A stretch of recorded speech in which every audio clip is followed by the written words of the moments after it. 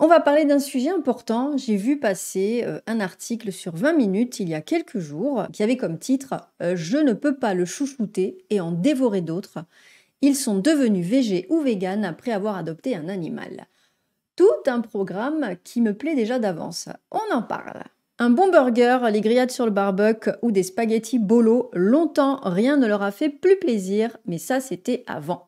Avant que l'amour ne les touche en plein cœur, un amour qui les fait fondre à chaque fois qu'ils et elles croisent le regard de cette petite créature à poil ou à plumes, chat, chien ou poule, qui a changé leur regard sur la condition animale et la manière dont ils composent leur assiette. Comment continuer à manger de la viande et du poisson quand on vit avec un animal que l'on aime comme son enfant? Telle est la question que se posent des femmes et des hommes qui n'avaient jamais songé auparavant à passer à une alimentation pesco-végétarienne, végétarienne ou végane. Pourtant, ils l'ont fait et racontent leur parcours à 20 minutes. Alors, pourquoi cette vidéo, je la trouve intéressante? C'est parce que comme vous pouvez le voir ici, il y a 161 commentaires. Et j'en ai lu quelques-uns, les premiers, et croyez-moi, ça vaut le détour. On fera un point tout à l'heure là-dessus parce que c'est pas gagné. Les animaux ont des émotions. Dans la famille d'Adeline, comme dans beaucoup d'autres, un repas équilibré, c'était de la viande avec un accompagnement. Je cite, une assiette se composait obligatoirement d'une portion de protéines animales. Je charriais même mes potes végétariens parce que j'étais persuadée qu'on ne pouvait pas s'en passer. J'ai pourtant grandi avec des chats et même si mes parents ont toujours mangé de la viande, ils m'ont élevée dans le respect des animaux. Ils ne m'ont jamais amené au zoo ni faire du poney, jugeant que c'était participer à une forme d'exploitation animale. J'étais sensibilisée, mais je ne me sentais pas concernés. C'est très intéressant. On va du coup parler de choses qui sont très intéressantes et on va demander à notre ami Google, justement, comme j'aime bien le faire, pour avoir déjà deux définitions importantes. Ok Google, peux-tu me donner la définition du mot spécisme? Selon Larousse, vision du monde postulant une hiérarchie entre les espèces animales et, en particulier, la supériorité de l'être humain sur les animaux. Voilà, donc le spécisme, c'est effectivement... Je n'emmène pas mon enfant dans un zoo parce que j'y vois des animaux exploités. Je ne l'amène pas faire du poney ou du cheval parce que là encore, j'y vois de l'exploitation animale. Mais à côté de ça, eh bien, je mange de la viande parce que, comme on en a parlé dans une autre vidéo, eh bien, c'est de la viande. Le lobbying de la viande a réussi à dénaturer totalement, à déshumaniser totalement les animaux qui se trouvent dans notre assiette en nous faisant des publicités où on voit des poules en train de danser le French cancan, qui ont l'air d'être absolument heureuses et épanouies dans leur élevage. C'est parce qu'elles sont préparées avec des volailles 100% françaises que les grignottes le gaulois ont un goût et une saveur unique. En nous montrant simplement de bons petits plats préparés, sans nous montrer, sans nous faire comprendre qu'en fait, eh bien, ça vient au départ d'une vache ou d'un bébé, veau, agneau, etc., qui subit des tortures. Votre boucher Intermarché aime une viande savoureuse et de qualité. Dans les ateliers de votre Intermarché, il découpe avec soin et savoir-faire la viande et prépare pour vous des spécialités barbecue uniques. Et on va parler d'autre chose. Ok Google, peux-tu me donner la définition de dissonance cognitive, s'il te plaît? Selon Wikipédia, en psychologie sociale, la dissonance cognitive est la tension interne propre au système de pensée, croyances, émotions et attitudes d'une personne lorsque plusieurs d'entre elles entrent en contradiction les unes avec les autres. Ces personnes-là se sont éveillées, elles se sont retrouvées avec un animal à manger dans leur assiette, tout en caressant un animal à côté d'elles qui était posé sur le canapé et qui vivait leur meilleure vie. Et ça fait une espèce d'implosion dans la tête où le cerveau nous dit « mais attends, il y a un problème, c'est pas normal ». Généralement, dans la dissonance cognitive, on essaie de se trouver des prétextes en se disant par exemple que oui, mais mon chat, c'est pas pareil, je l'ai sorti d'un refuge, et puis le blouson en cuir que j'ai sur moi, bah oui, mais vu qu'il a déjà été tué pour faire de la viande, bah autant ne rien gâcher, et donc moi je récupère le cuir. En gros, on continue. Cela a duré jusqu'à la veille du second confinement quand Adeline a adopté Ravi, un chaton aux longs poils roux et blancs. Je cite, « En vivant avec lui, je me suis rendu compte qu'il avait des émotions, sa propre personnalité. J'ai commencé à me questionner sur mon rapport à la viande, à penser à ces pays où le rapport aux animaux n'est pas le même, où certains considèrent une vache comme sacrée et d'autres où on peut manger du chien ou du chat. De là, je me suis demandé qui peut décider quel animal on peut manger. S'il m'est impensable de manger mon chat, pourquoi serait-il plus acceptable de manger du porc ou du bœuf? Bravo Adeline. Une réflexion partagée par Véronique, 56 ans. Je cite, « Il y a 4 ans, peu après avoir adopté un adorable chien senior, je me suis rendu compte que je ne pouvais plus continuer à manger des animaux, ni à cautionner les pratiques de l'élevage industriel et des abattoirs. J'ai pris conscience qu'ils ont des individualités et que cela ne se limite pas aux seuls animaux domestiques. De la même manière, c'est après avoir adopté Red Cherry, une petite cavalier King Charles, qu'Aurélien, 48 ans, a remis en question son goût pour la viande. 4 mois après son entrée dans ma vie, je me suis dit que je ne pouvais pas chouchouter mon animal et en dévorer d'autres. C'était incohérent, injuste et abominable. Ce changement a été une évidence au point de regretter de ne pas y avoir songé plus tôt. Ce même cheminement, Anna, 32 ans, l'a eu après avoir adopté des poules dont, je cite, « certaines de réformes utilisées dans un élevage industriel de poules pondeuses et remplacées par un nouveau lot, qui ont subi des horreurs et qui sont pourtant tellement affectueuses. En outre, j'habite à quelques pas d'un élevage de chèvres où elles naissent dans un hangar, y passent toute leur misérable vie entassées à produire du lait pour les fromages sans jamais voir le ciel ni fouler la terre, avant d'être tuées pour être transformées en saucissons. De quoi me convaincre de devenir végétarienne. Des motivations largement partagées selon un sondage IFOP pour France Agrimaire, publié en mai 2021. Les végétariens, véganes et pesco-végétariens le font avant tout dans le souci de la cause et du bien-être animal. 68% évoquent les conditions d'élevage et d'abattage et 63% déclarent l'avoir fait car ils pensent qu'il est cruel d'élever des animaux pour les tuer.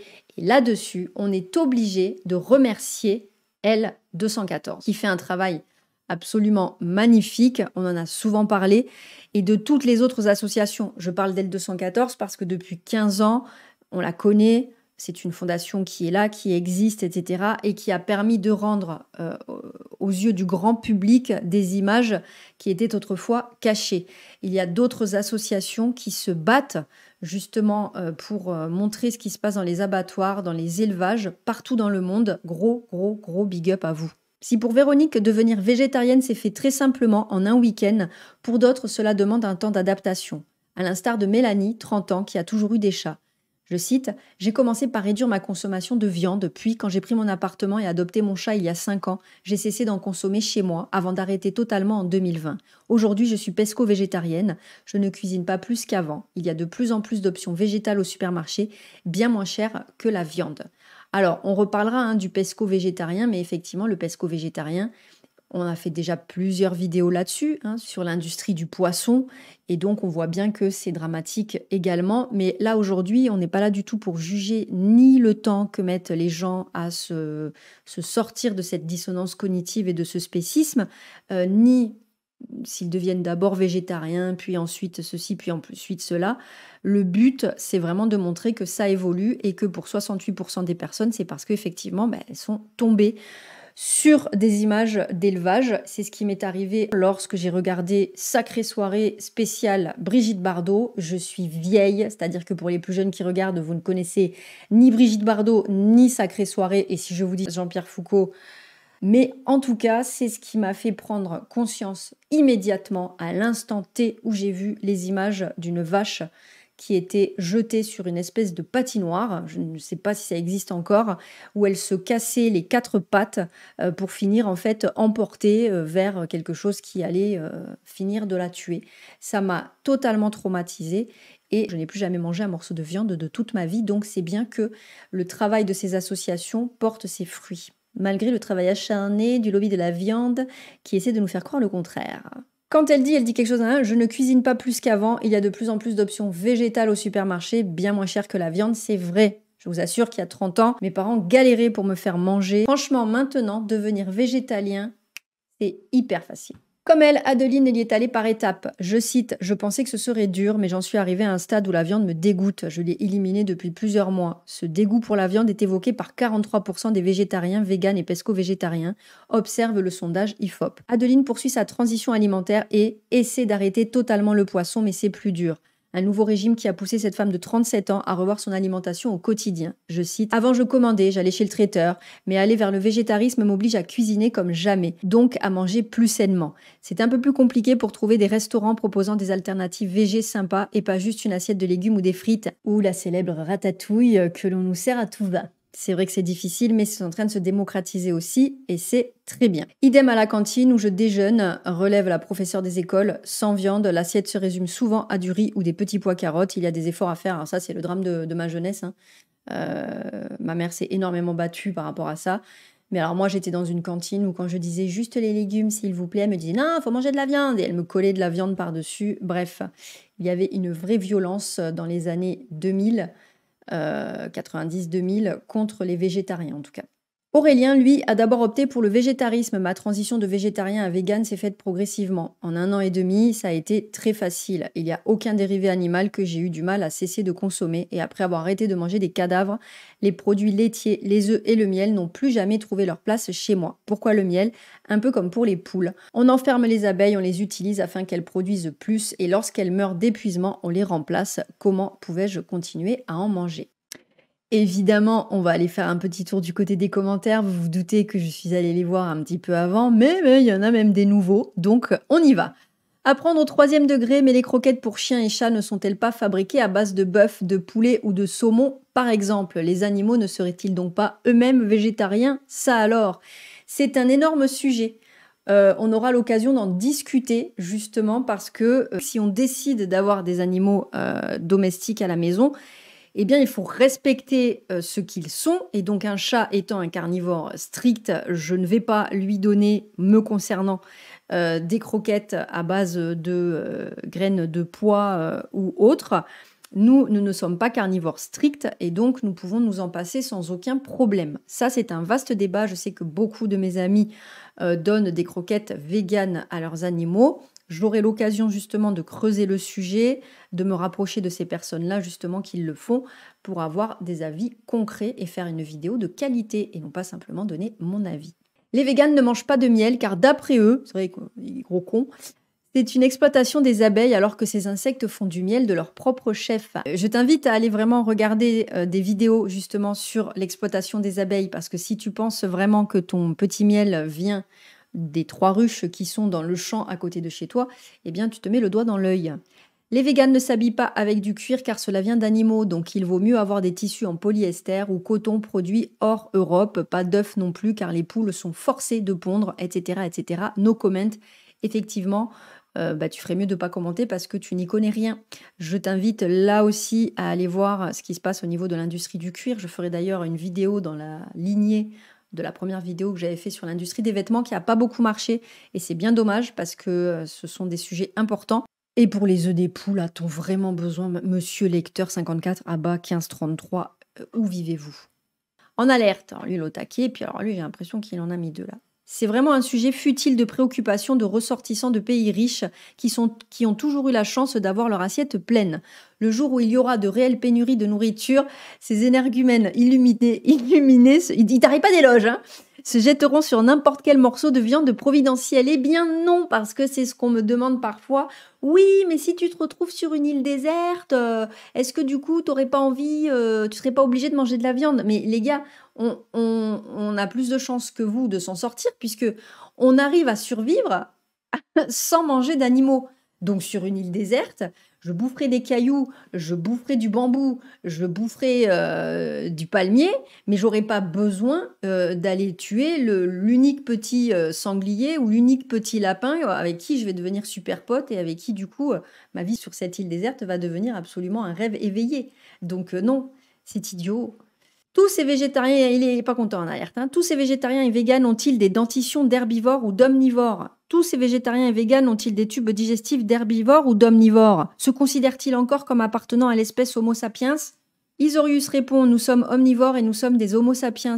Vous, en revanche, vous faites l'erreur de partir du principe que omnivore signifie qu'on doit manger de tout. Merci, Isorius. Zoltan répond: oui, on doit, en majuscule, manger de tout. La seule raison qui permet aux véganes de tenir en vie sans carence, c'est en mangeant des tonnes de compléments alimentaires en tout genre pour compenser le manque de plein de vitamines et autres.